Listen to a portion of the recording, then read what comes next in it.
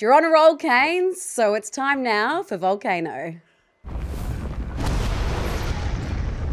I am on a bit of a roll, and I've been impressed by Adamuzze this year. I was quite critical of him last year. I thought it was a bit of a wasted year. I thought he was a little bit like what we've just discussed with Alistair Clarkson. He was a bit forgiving for lacklustre performances. There's been a harder edge about him this year, but that doesn't excuse him for the tactics that we saw yesterday at the MCG. And these are tactics that I would actually, if I was on the board of Richmond, be asking the coach how we can let number 7 run around there when we know the history of this guy this season and what he has done to break the hearts of the opposition team. So Nasiah Wanganeen-Milera is clearly the player I'm talking about. 21 disposals and 472 metres gained in the second half. And you tell me if there's any Richmond player going anywhere near him. So this will actually raise questions, and I think David King may have already asked these questions of, are you actually genuinely trying to win with this tactic? So Wanganeen-Milera against Melbourne, we saw what he did.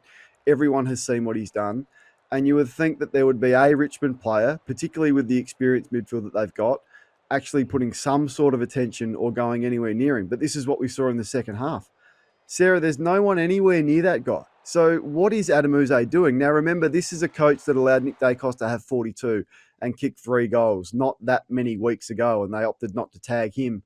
I don't get this. I don't understand it. If I'm on the board of Richmond, as I said, my first meeting is with Adamuzze on Monday going, hang on, just explain to me how we allowed this guy, a top 5 player in the league this year, a player who's done it before, to run around with no one on him. I don't get it. So that's my volcano this week, and I'm just not sure you can defend that.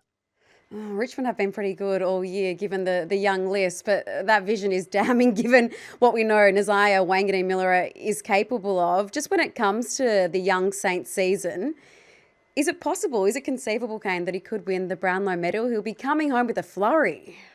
Yeah, I said this last week. I think he will. I think he's going to be right up there. Now, have they won enough games will be the question. But I look at Anderson, and I think, well, Rao's been pretty good. Like Rao, I thought got the 3 last night, if not for Ben King, and Anderson was prolific. So will they share the votes? Nick Dacos has probably trailed off recently, didn't get the coaches' votes last week, certainly wouldn't have got them on Thursday night against Hawthorn. And Nasiah has been the talk of the whole AFL industry in the back half of the year. So, yeah, I don't think it's a ridiculous call at all. In fact, I'd be shocked if he's not certainly getting a place in the 1, 2 or 3 position. It would be incredible if he's off to another club and he's raising Charlie a little later in the year, awkward, wouldn't it? Brownlow speech, wouldn't it, if he decided to leave at that point of the year. What's gambling really costing you? For free and confidential support, call the number on the screen or visit the website.